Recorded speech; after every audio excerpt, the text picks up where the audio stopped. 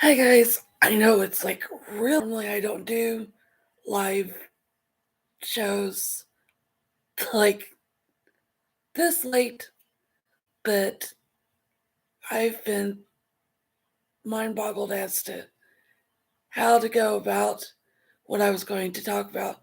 It's it was I was planning on doing support network of friends the whole day, but it's just a matter of how to go about talking about it and everything. Because I was not planning on writing a script or anything. I was just going to go talking about it, praying I don't ramble and everything, but I was just going to talk about it and everything and how it's helped me. I'm and I'm not going to start reading stats till later on in the month, and hopefully um, this month I'm going to be able to get some of my friends join me on my live feeds. So that's one thing I really and everything. But one thing is like imperative that like without question, once you sustain traumatic brain injury, yes, you need to go to rehab, you need doctors, family support, but without question, you need a good support network of friends who are going to be there to catch you when you fall, to be able to listen to.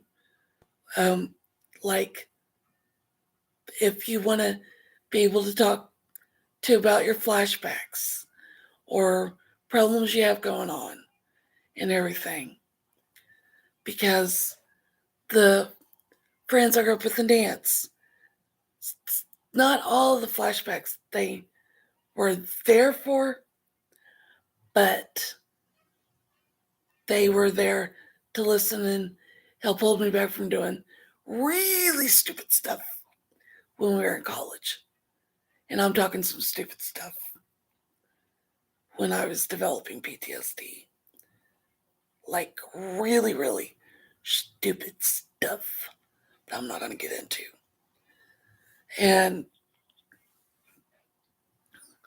there would be times that we it could just be sitting in class, like be sitting in like my buddy Josh Holland and I, we could just be talking in weight training when we were taking the class at Rose State and talking about when we were in FHA.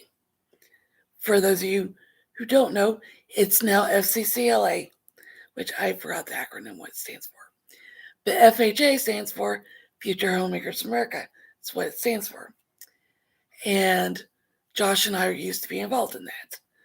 And we were talking about all the funny stuff that happened our senior year when we were involved in FHA and when we went to nationals and everything. So we would talk about that and other goofy stuff that happened our senior year or throughout high school. And my cousin Crystal and I, we would go sometimes on the weekends and we'd hang out with Josh and his brother at the mall. So we would have those fun times to talk about in weight training.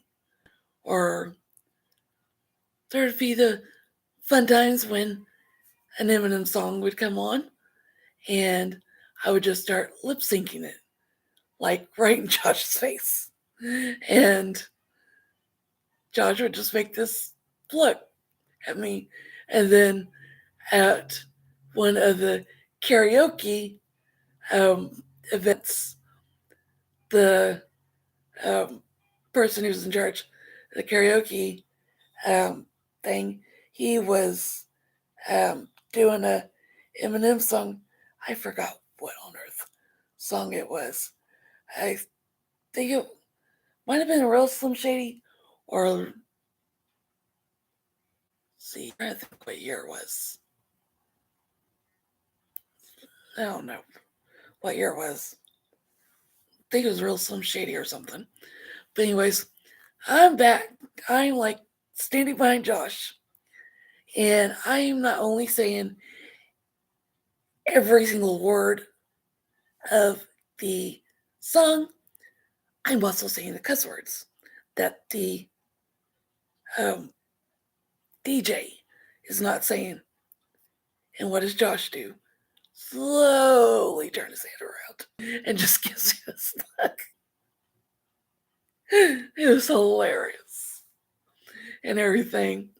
So those are like, and then I had other friends that I grew up with in dance that went to school with me at Rose State that I either was in class with or that I would see around campus and that would um, either sit with me in the student center or they would have lunch with me or they would just walk with me around campus or whatever it be.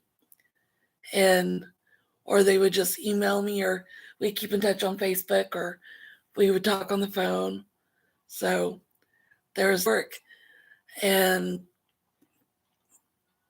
then I had friends that I graduated with that um, checked on me. And I had older cousins that graduated um, like in 97 that like one, let's see, I'm trying to think if it was the one, think it was one of my older cousins that took me to see uh, I think the movie's called House of Rock. Um, but that one got us cracking up. Yeah, it was a cousin that took me to see that one because I ended up getting my butt chewed out on the way home for not telling her some stuff that happened in high school.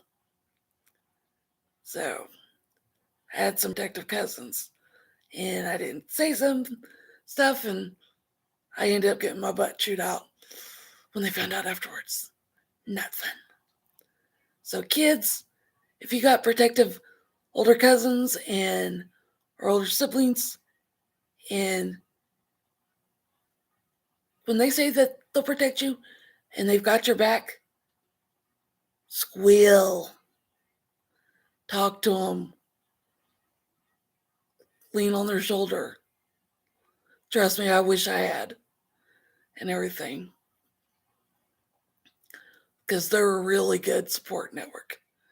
I know the friends in the grades above me and cousins, they're really good. That because I in college and um, even afterwards, I would go stay the night with them or um, just go do stuff, go to the movies or something. And so there's that stuff. So and I've been able to make other friends outside of the ones I grew up with in dance or the ones I grew up with in school and everything. Like the ones that you guys heard me talk about multiple times that are in politics, such as the ones in state legislature or congressional leadership, um, or in the state departments or whatever. They've taught me how to do a lot, and I've asked them questions about how to um, help lead and help others with traumatic brain injury and everything. And they've given me great advice. So it's finding those good support networks after you come out of your coma and everything. And when you're in rehab, to really lean on for support that's going to really get you through everything and Trust me, if you're like me and you end up developing PTSD, you're going to need it. Because those friends are going to be some really good ones to lean on for support and everything. So that is all for tonight. Because it's 11:01 and I really need to get to bed before my brain starts going to sleep on me. So later, guys. See you tomorrow.